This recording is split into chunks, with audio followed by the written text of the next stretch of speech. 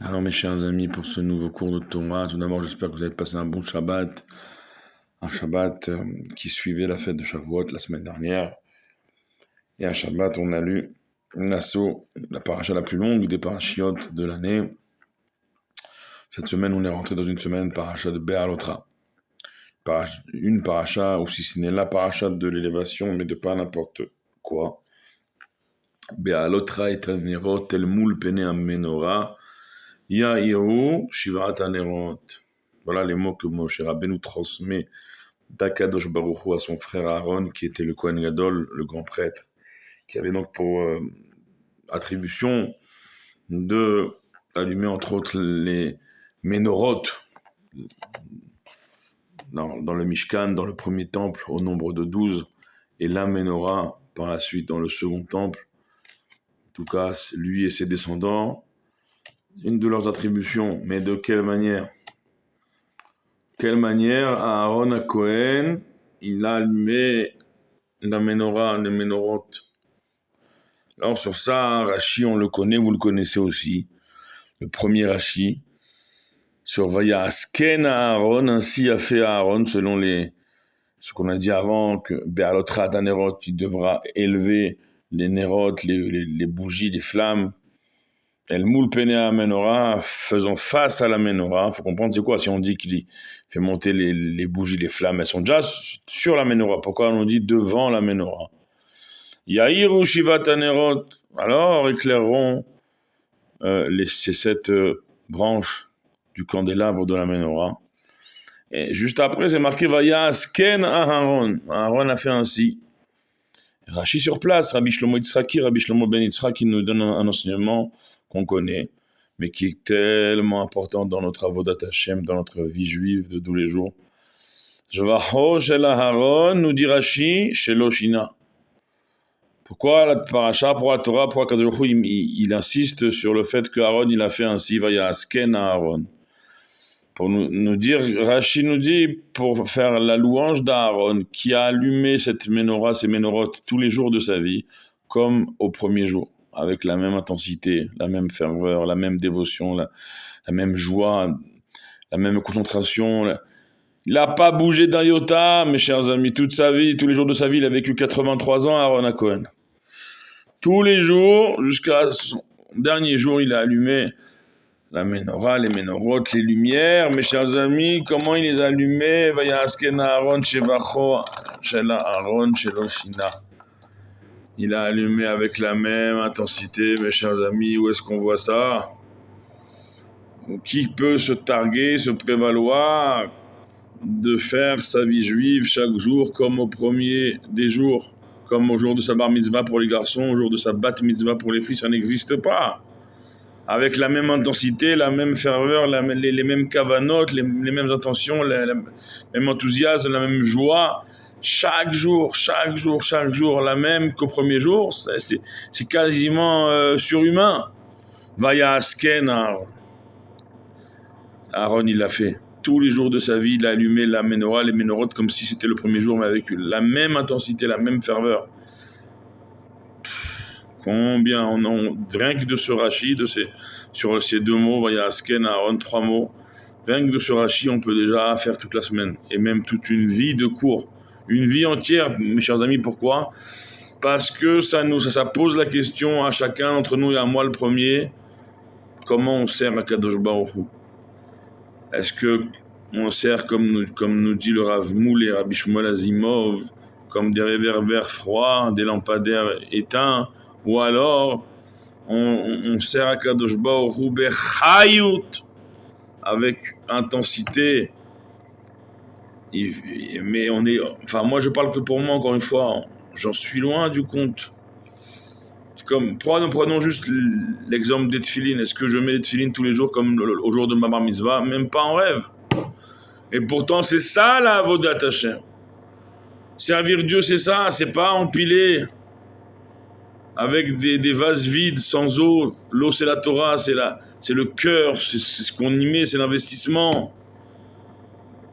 Dire je fais pour faire, on n'est pas à l'usine et on ne rapporte rien à Dieu en faisant les mitzvot. Les mitzvot, c'est pour nous. De quelle manière on les fait, c'est aussi pour nous. On ne peut pas, après, dire « je comprends pas le contenu de ma vie », mais déjà, le contenu d'une action, tu n'arrives pas à le mettre correctement. Tu n'arrives pas à le comprendre, tu n'arrives pas à t'investir dans une action. Et tu veux comprendre le sens de ta vie entière. Alors, Vaya Asken, Aaron, nous devons prendre exemple sur Aaron. Vous croyez qu'Aaron, il n'avait pas de problème, vous croyez qu'il a vécu toute sa vie en Égypte, en esclavage, puis après dans le désert, jusqu'à sa mort, avec un peuple qui se rebellait, qui se révoltait, il était toujours là, Oev Shalom, Berodef Shalom, malgré tout, il aimait la paix, il l'a recherché, Oev et Abriot, il aimait chaque personne, à part égale, ou Mekarvan, la Torah, il est rapproché de la Torah par son amour, tel qu'à sa mort, on l'a pleuré comme un roi, à 70 jours, imaginez-vous. Même Moshe Rabbeinu n'a pas eu 70 jours de pleurs. Ça, c'était Aaron. Parce que, outre le shalom qu'il aimait, qu'il recherchait, sans avoir une seconde pour se reposer, eh bien, c'était un exemple personnifié pour tout le Ham Israël dans sa Avodat Hashem, comment servir Dieu. Vaya Asken Aaron, il passait chaque jour devant les Mishkan, il voyait Aaron allumer la menorah, les ménorotes, avec le même enthousiasme que le premier jour, la même ferveur, et là, c'est pas possible. Le premier jour, la première fois, ça fait des années, des décennies peut-être, et on le voit tous les jours, il allume comme si il venait de découvrir cette menorah, ces ménorotes, il venait pour la première fois d'allumer, alors que ça fait des années qu'il allume. Nous, ça fait des années qu'on prie. Ça, c'est pas mes mots à moi, c'est les mots du Rebbe, c'est les mots du Rabbi. Ça fait des années qu'on prie, ça fait des années qu'on étudie, ça fait des années qu'on fait les mitzvot, ça fait des années qu'on fait Shabbat, ça fait des années qu'on fait les fêtes. Ça fait des années qu'on croit, on pense faire tout correctement. Faire, c'est une chose.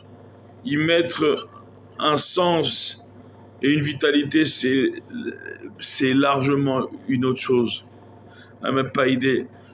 On se dit, ma vie, elle est vide, je me sens vide, mais une mitzvah, une action, elle est vide. Comment tu veux remplir ta vie? Le seul personnage sur lequel la Torah témoigne qu'il a rempli chacun de ses jours, Ve'Avraham Zaken Ba Bayamim Vadonai Berach et Avraham Bakol. Avraham était âgé, avancé dans l'âge. Et Avraham, tenez-vous bien, Ba Bayamim, il a rempli chaque jour de sa vie, à tel point que Vadonai Berach et Avraham Bakol, que Dieu il a béni Avraham Bakol dans tous les domaines de la vie, parce que chaque jour tous les jours de sa vie, il les a remplis, Avraham. Il n'y a pas un jour où c'était pas un jour rempli. Il n'y a pas un jour vide chez Avraham. C'est quoi vide? Vide de sens. On a tellement besoin de sens, de retrouver du sens à tout ce qu'on fait, à tout ce qu'on vit. Aujourd'hui, on est paumés, mes chers amis. Pas pour nous foutre la rassera en ce début de semaine, mais à côté de la plaque, est-ce qu'on prie vraiment?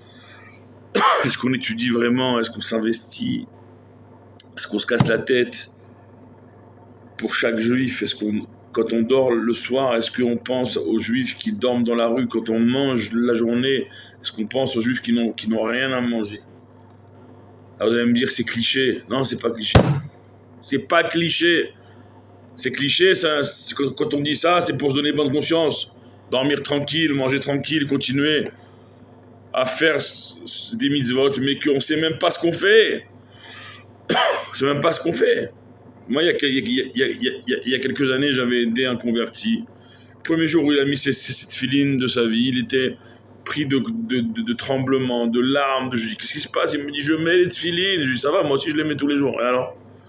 Et en fait, après, j'ai compris que lui, il mettait vraiment les tefilines parce que c'était sa première fois et que moi, hamar comme je suis, tous les jours, je les mets comme si je lisais un journal, Chas v'Shalom. Aïe, aïe, aïe, ba'avonoti arabim. Si vraiment, moi je parle que pour moi encore une fois, si vraiment je savais quel hara je suis en suédois, ça veut dire que combien quand je prie, je lis un journal, Chas v'Shalom, malheur à moi. Combien quand je fais une mitzvah, quand j'étudie, en fait je suis pas là. Aujourd'hui, il y a mille et une échappatoires à être là où on doit être, à faire ce qu'on doit faire, à mettre du sens de la profondeur à tout ce qu'on fait.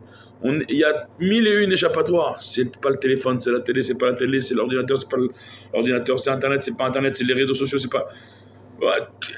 En fait, même quand on a un jour off, entre guillemets, comme Shabbat, où tout est censé être déconnecté, même pour ceux qui déconnectent tout, ils vont jusqu'à la dernière seconde avant l'entrée de Shabbat pour rester connectés, et à la première seconde, juste à la sortie de Shabbat, à la sortie de samedi soir, à la première seconde où Shabbat sort, ils sont déjà reconnectés.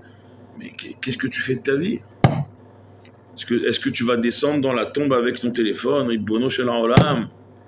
Tu vas descendre comme les illustres personnages, on a cité Abraham, on a cité Moshe, il y a dans le mot Adam, Adam Arishon, le premier homme, le premier être humain, Adam, il y a 3 lettres, Aleph, c'est Abraham, donc on a dit, même c'est Moshe, et entre les deux, il y a le Dalet, c'est David, on n'a pas parlé de David, c'était Saïloula à Shavuot, avec le Baal Shem Tov, Rabbi Israël Baal Shem Tov.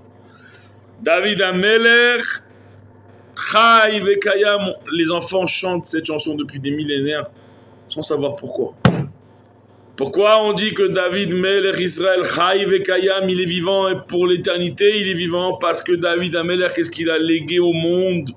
Pas une PlayStation, pas le dernier iPhone, pas la dernière voiture, pas Shoufouni Enesh, pas la poudre aux yeux, pas la matérialité qui ne descend pas dans la tombe. Il a légué un trésor qui s'appelle les Teilim, le livre des psaumes, qu'on le récite en temps de joie, comme malheureusement en temps de peine, qui compose 90% de toutes nos prières.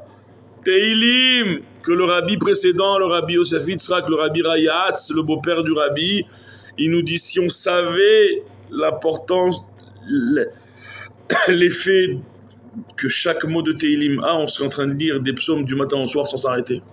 Et on n'a conscience de rien, ni des Teilim, ni de la prière. Je parle que pour moi, encore une fois, et je vous le répéterai 10 fois. Moi, je suis à côté de la plaque. La paracha, le début de la paracha, Aaron, le premier Rashi, Rabbi Shlomo Yitzhaki, Rabbi Shlomo Ben Yitzhaki nous dit, Vayasken Aaron shevacho shel Aaron shelo shina, il a jamais changé, Aaron. Nous, est-ce qu'on changerait une fois pour le bien, c'est-à-dire pour donner du sens à tout ce qu'on fait, de la profondeur, à tout ce qu'on fait, de l'investissement sincère, à tout ce qu'on fait, que ça nous érepate, que ce que nous sortons de nos bouches, c'est pas juste un journal, Chazé Shalom qu'on lit, c'est pas... On n'est pas des robots, que ça vive en nous, que ça brûle, comme dit l'Admour Azaken sur son fils l'Admour Emtsaï, qui est riche pêche pour Hachem, comme des braises ardentes pour Hachem. Comme ça, l'Admour Azaken, il voyait son fils l'Admour Emtsaï, il disait à son fils, quand je te vois, tellement t'es pour Dieu, t'es brûlant, à tel point que même son bébé, le bébé de l'Admour Emtsaï, qui pleurait, c'est l'Admour Azaken, son grand-père qui est venu de bercer, il a dit à son fils, je sais mon fils que quand tu étudies, quand tu es avec Dieu, tu es comme des braises ardentes, mais il faut aussi t'occuper de ton enfant, et qu'un enfant juif, c'est Olam Umlo, c'est un monde dans le futur qui va faire d'autres mondes. Chers amis, il faut rien négliger, ça c'est en ce début de semaine, c'est Aaron qui nous montre la voie, d'arriver à faire les choses chaque jour comme Alvaï, comme au premier jour. Méditons là-dessus et allons dans le chemin d'Aaron et de nos illustres personnages. Soyez bénis, priez pour nous comme on prie pour vous. Ensemble, on sera toujours plus fort. Toujours, toujours, toujours. Baruch Adonai Leolam. Amen ve Amen.